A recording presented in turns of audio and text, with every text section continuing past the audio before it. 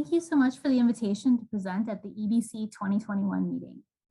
My name is Tinen Iles, and the title of my presentation is Considerations for the Use of Artificial Intelligence, Computational Simulation, and Prediction Algorithms when Supporting Clinical Decision. In this talk, I'd like to propose that we open a collaborative dialogue and evaluate how models and algorithms are used clinically and find a common language and framework for that evaluation.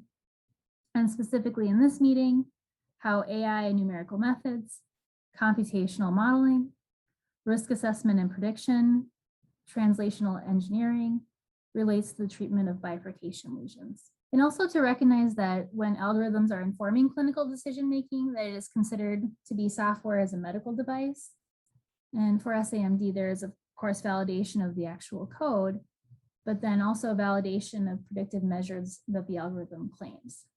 So for instance, if a software claims that it can predict restenosis, then it would need to be validated for that outcome. But when we start to think of all the complexities from tools in AI and when making these clinical decisions, we need a foundation for how we are evaluating both the regulatory perspective that contributes to this body of evidence for improvement in patient care, and also to establish credibility and improved patient outcomes.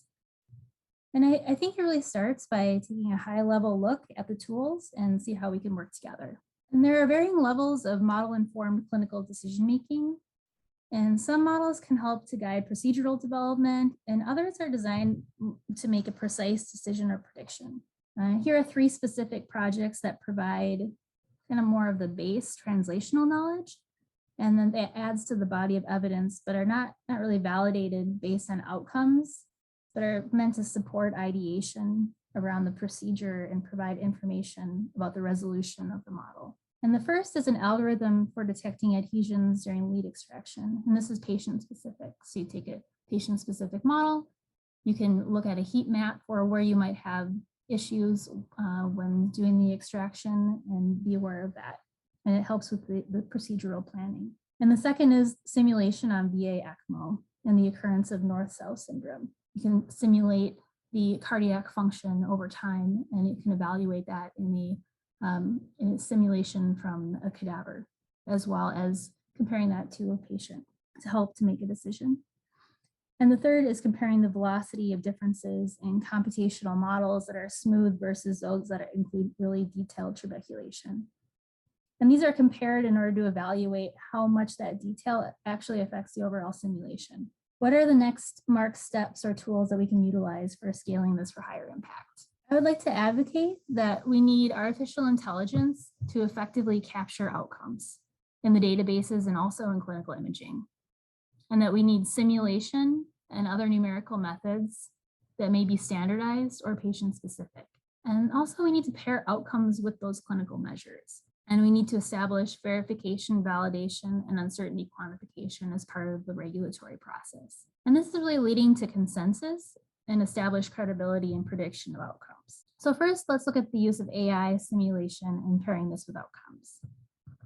This is a simplified framework for how we can use multiple tools synergistically. And there's a huge toolbox in artificial intelligence and machine learning, and also in computational simulation and numerical methods and models, and how we can both relate this to outcomes and how this can be used for prediction. And there is prediction in all of these areas, and the overall prediction of outcomes relies on the resolution of the micro predictions from each of these nodes. And for instance, the simulation predicting the physiologically accurate state. And as an example, I'll use an imaging example, that if we're using AI image recognition software and we need to avoid overtraining a network so it doesn't memorize an image and then kind of feed that back. And in this technique, there's a situation called model collapse, when you are training a network not to have it actually memorize the medical images from a realistic image.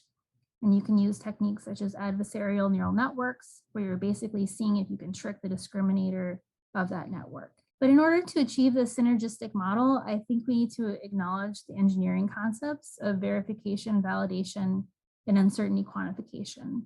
along with the standardization within the regulatory pathway in order to have a common language and also to reach transparency in what the models can and what they can't do. So the American Society for Mechanical Engineering has a subcommittee that's dedicated to VVUQ in computational medicine, which is the VV40, and also in our artificial intelligence, which is the VV70. I'm on the committee of the VNV40, and I'm also in a working group that focuses on patient-specific modeling and the global alignment of the regulatory bodies, including the FDA and IMDRF. And from a benchtop engineering perspective, the validation and verification for a stent is relatively straightforward. There is a specific loading condition. Maybe you're measuring the atmospheric pressure of a balloon can tolerate before failure, what will equal a given size, et cetera. But the challenge is when we bring in simulation, it is to validate pairing indirect measurements. And for example, increased level of vortices at the carina being a surrogate measure for the risk of thrombus. It is more difficult to establish the confidence in that prediction because of this. So this top flowchart is used as a key to develop BNB activities and how we can actually support the use of computational modeling. And this is a really oversimplified example, but this is just to get across the point of how we can come up with this framework in varying different types of activities, and even using kind of like the MADS classification as part of how we direct these VNB activities as well. So first we start with the question of interest. Should I put in one stent or two? And again, there can be several questions and contexts. Questions of interest and context of use. Maybe the context of use is an acute case with a bifurcation lesion. And then we also need to assess the model risk. How much am I relying on a model to make the decision of one stent or two? If I create a model, and I can look at this on the bottom right-hand corner, there's a model risk matrix. So how much is the model influencing and what's the decision consequence? If I'm using this maybe for ideation, like I run a simulation to see what some of the turbulent flow patterns are, patient-specific model. If I'm just using that to get a general idea and if the decision consequence is fairly low, then you can be on the bottom left-hand corner. But if I'm making a specific decision on one stent or two, and maybe what pathway or the validation of it being properly placed, looking at recoil, having these more specific questions, and that the decision consequence could be very high, then we could go up into the top right-hand corner. And this is a very simplified model risk matrix, but this is an example of how it gets to be very, very complex very quickly. Next, we need to establish the credibility walls. When is this model credible? What information do I need to add? There's going to be a body of evidence with multiple trials, multiple different outcomes, but when are we going to be done and what is going to be established? That helps us to understand how we can execute a plan for that. And this may require significant database analysis paired with outcomes. And what is the computational model? Are we relying on previous computational models from other patients or similar patient populations?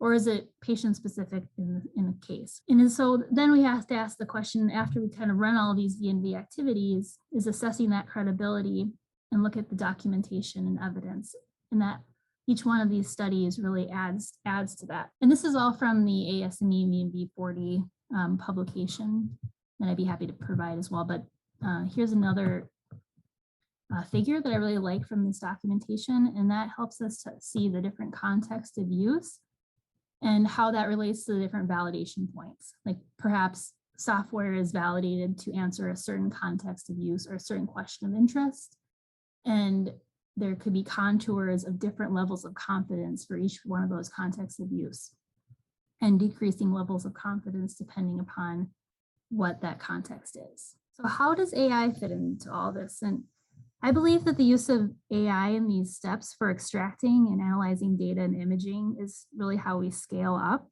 for improved patient treatment, because it allows for more complex analytics, extraction of data, and solving for the unknown unknowns. Professor Lassen and I wrote an editorial last year where we started to discuss some of these ideas about how we can all collaborate and move forward to establish this with the use of high-powered computing and some of the other future uses of standardization. And we do discuss a little bit on the B&B techniques. So lastly, what is the pathway for established credibility in prediction outcomes? I would like to advocate that this will take a multidisciplinary collaborative effort to support the credibility of model-informed clinical decision-making, and that will require a body of evidence for both general clinical recommendations and also for patient-specific modeling. This first figure is from an excellent recent publication by many of the EBC members that focuses on patient-specific simulation and bifurcation stenting. It's demonstrated high resolution between clinical imaging and physiologic measurements paired with the simulation from the patient. And this type of work is critical to the body of evidence that is needed for validation of the patient-specific modeling. There's also opportunity to harness AI for prediction and applications such as Patient Like Me, where there's a patient profile that informs a predictive model, and the Mentis simulator that predicts biological responses to the operator, also really critical. Ultimately, I believe this can be supported by using supervised and unsupervised tools in AI and machine learning and capture the outcomes of data that is paired with numerical modeling and simulation. And also to identify some of the surrogate measures of outcomes, the indirect measurements. I think this is really important, and how we can support this body of evidence to optimize model-informed clinical decision-making is also balanced with the art of medicine. So in conclusion, I think we can discuss and explore AI tools and how we can be applied to imaging and to megadata. And there's just a ton of stuff that we can use, and really to understand the tools and how they can be best used and applied, and within the scope of use that's appropriate for the applications, both clinically and for the megadata. And also to identify the unmet needs for the treatment of bifurcation lesions. And we can do this with the use of AI to really understand what needs are not being met and look at different patient populations, and how we can apply tools in AI in a standardized way and with respect to the regulatory bodies. And thank you again for the opportunity to share this perspective on the use of AI in clinical decision-making, and I look forward to the continued dialogue and collaboration.